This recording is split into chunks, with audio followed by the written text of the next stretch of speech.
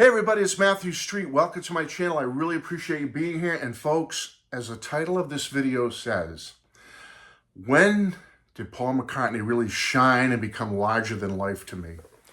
Folks, there's been many times Paul has done that for me, whether it's through his music, his albums, his live performances. Unbelievable. And I did have the fortunate opportunity to meet him, the once-in-a-lifetime opportunity to meet Paul back on July 25th, 1990, backstage at Foxborough Stadium, the night in between his two shows there on the 24th and 26th, next to last stop on the Paul McCartney World Tour, 89-90. But that wasn't when he was larger than life to me, because when I met Paul and spent some time one-on-one with him, he showed himself to be what he really truly is, just a down-to-earth, regular person like you and I, someone you could just have a simple, fun conversation with, just like we're having right now, an interaction. And he was just down to earth. That's all I can say. He's just a regular, great, personable guy. No, the times that Paul has really shone for me and been larger than life has been through his music, through his songwriting, through his musical performances, live performances. That's when that Paul comes out, the shining star, bigger than life, bigger, big, the Beatle, the former Beatle. And it's happened many times over my life and with Paul's career and my fandom of him. But I want to tell you of one time that's in my top three, folks. One of my top three special times where Paul really shined for me. And that was on the Us Tour back in 2005. He was promoting the Chaos and Creation album, which is a great album, by the way. And he did a tour of North America from September 05 till November of 05, just under 40 shows. It made just under like $100 million, which was a lot of money at the time. And an album didn't come out from that tour, but there was a great DVD called The Space Within Us, which has all the songs, a lot of fan shots of fans in the audience. It's just a well put together documentary of that tour in 05, and I recommend you see it if you haven't seen it yet.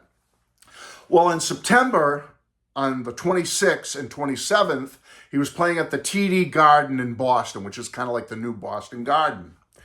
And folks, out of all the 15 times I've seen Paul since 1990, it was the only time Matthew Street saw Paul alone, by myself, no one else with me. One and only time I saw him alone, completely alone with nobody with me. Now you might be saying, Matt, that must have been sad and everything. Well, I wish someone had experienced with me. I wish I knew all of you then, and maybe one of you could have come with me or something. But at the time, folks, I'm going to explain what happened and why I ended up being alone. But I was a bit sad that nobody was with me to experience it, but I have had plenty before that and plenty since where I experienced Paul with wonderful, beautiful people in my life. In 1990, all the different shows I saw with my best friend, with my mother, with my father, with my wife, Mrs. Street, my brother. How can you beat that? All of them experienced Paul with me. In 93, me and Mrs. Street alone experienced Paul together. In 2002, on the Driving USA tour, my youngest son for the first time at age 12 then, and my best friend saw Paul experienced it.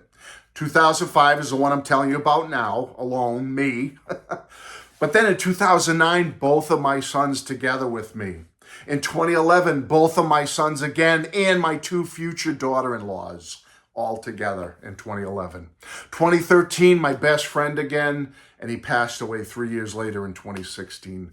That was a memory I'll never forget. In 2016, both of my sons again saw Paul with me. And then most recently in 2017, my youngest son came with me to Madison Square Garden to see Paul, and I hope to see Paul at least one more time before he stops touring and doing shows. 15 shows, I can't complain. But at the time in 05, it's just the way circumstances were. It was my own fault. I had seen him a couple of times on the 02 tour. So when the 05 tour was announced, he was playing 2 dates in Boston in September. I kind of blew it off. Shame on me, but I kind of blew it off. And I was like, I just saw him a couple of years ago. He'll be around again. Tickets are very expensive at the time. That was relative 20 years ago, but they were expensive considering I'm raising a young family and whatnot. And my best friend didn't want to go at that time because he had seen him in the O2 tour. And he's like, yeah, whatever. I don't want to spend the money. I forget what the tickets were, but I'll try to show an approximation of a ticket up here. But they were expensive, so I blew it off. But something sparked me last minute. It might have been the advertising for the tour, hearing ads on the radio, Paul McCartney coming to the TD Garden and all this stuff. A miracle happened. At the last minute, right before the show, within days of the show, I went to Ticketmaster and checked. And they had single seats on stage right and stage left. I guess what happened was when they set up Paul's stage, which was a really cool stage, if you remember, for the 05 tour, the garden must have realized it's open, it's not obstructed on the sides as much as we thought it were. So they had dozens of open seats on stage right and stage left. It was wide open. I snagged one ticket. I forget what I paid, but at the time it seemed astronomical. And Mrs. Street, God bless her, said, hey, go. If you can go, you can see Paul. You know, the kids were like teenagers, middle school and high school age at the time. So they had their activities going. Mrs. Street was going to be home with them and all that. My friend didn't want to go. I had the one ticket. I was going. So I did. I mean, and folks, I can't tell you, but I was on the side of the stage where Paul's big grand piano was, the one he would play like Let It Be or Maybe I'm Amazed on. I mean, it was almost like I felt like I could reach out and touch him.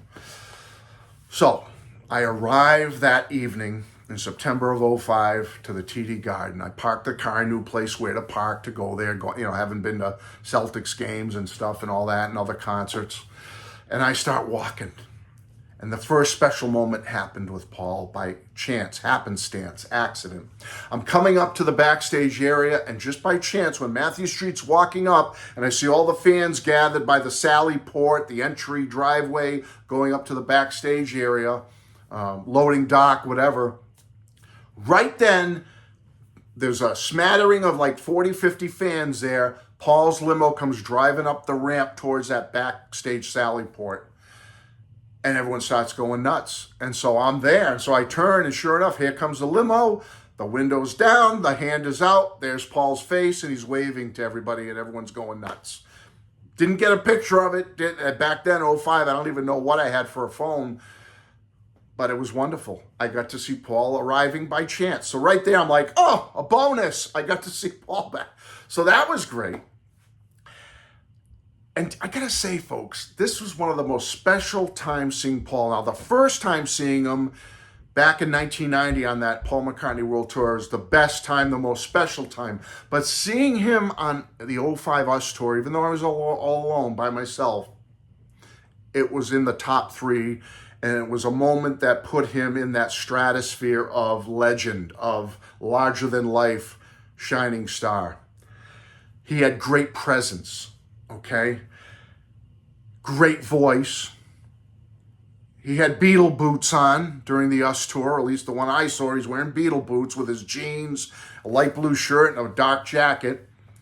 And folks, it was the best set list I think I've ever seen on a Paul McCartney show. There have been some great ones before this and after, but this was the one that blew me away the most, that shocked me, that grabbed me, that put more emotion in me than I have ever felt before at a Paul McCartney concert. The set list, one after the other, kept hitting me emotionally. He was pulling nuggets out and surprises and shocking selections for the first time on this tour, and it knocked me out. And I'll go through the set list in a minute. I don't want to make this video too long. I take my seat and I realize I have one of the best views in the house, even though it's on the stage side, but wide open, there's Paul's piano right there. The video crew is there filming for the Us film, the space between us. And they got me a few times, folks. There was times I knew what they were doing. And they were, because you remember that DVD, there's a lot of audience participation shots interspersed with Paul. And they filmed me a lot of times. And even though I was around strangers, I was still getting into it. Whenever that camera and the light would come on us, where we were on the side stage, I was hooting, hollering, and jumping around.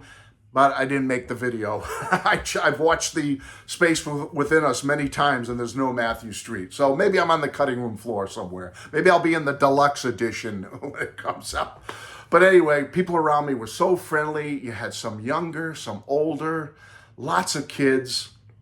But folks, let me just quickly, I'm not going to go through every song, but let me tell you the shockers, the ones that jumped out at me.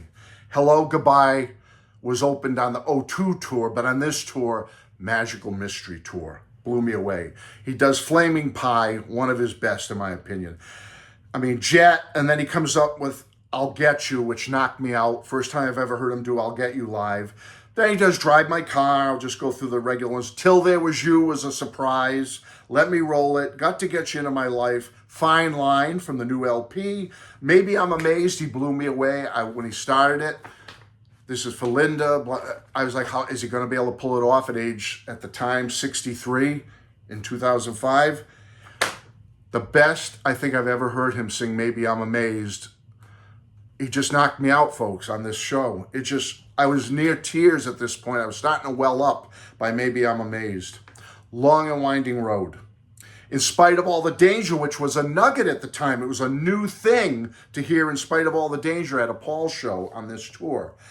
A beautiful surprise, I Will, from the White Album. Jenny Wren from the new LP. For No One, which was an excellent surprise. First time I'd ever heard For No One. Fixing a Hole, another excellent surprise from Sgt. Pepper. He does English Tea from the new LP. Then he gets a brilliant, I think it was the first time I've heard this one, I'll Follow the Sun, which was brilliant. Follow Me from the new LP. Then he does Blackbird, Eleanor Rigby. Too Many People, which was outstanding surprise. I'd never heard Too Many People before. I think he called it This Is for the Wings Fans. It was kind of from Ram, which wasn't a Wings album, but okay, Paul, it's for the Wings fans. Then he blew out another fantastic surprise. She Came In Through the Bathroom Window. Good Day Sunshine, Band on the Run, Back in the USSR, does the little baby face before he goes into Hey Jude, big sing-along, and then he ends with the bombastic Fireworks, Lasers, Smoke, Live and Let Die for the main set. Encore 1, he comes back with Yesterday, Get Back, and then first time I heard this, Helter Skelter, which was a shocker at the time in 2005. Like, whoa, where did this come from? Pulls out Helter Skelter. That ends the first encore. Goes backstage, comes back out for the second encore. This man's a machine. Unbelievable that he could do this. Hardly drinking any. I don't think he drank any water or anything. And he blew me away with Please Please Me for the start of the second encore. I was like, the tears are starting to flow. Now I'm like, this man is knocking it out of the park with this set list. You know, it's so unique and different. Let It Be, which always brings tears to my eyes when I see Paul do that live. Sgt. Pepper's Lonely Hearts Club Band Reprise, and then The End from Abbey Road. The man he amazed me on this night. Many nights, but on this night particularly, I'm driving home stunned at what I had just witnessed.